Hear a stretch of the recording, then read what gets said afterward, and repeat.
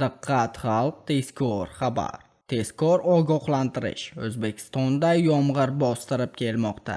Jizzaxda va Baxmalda yomg'ir savalab quyyapti.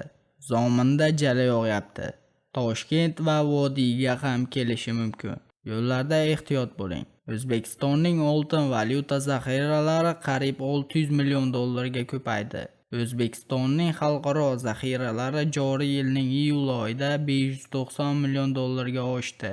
1-avgust holatiga mamlakatning rasmiy zaxira aktivlari 64,35 milliard dollarni tashkil etgan. Bu haqda Markaziy bank hisobotida keltirilgan. Markaziy bank ma'lumotlariga ko'ra, joriy yilning 1-iyul holatida O'zbekistonning rasmiy zaxira aktivlari 63,76 milliard dollar bo'lgan. Bir oy davomida ushbu ko'rsatkich 589,8 million dollarga oshgan.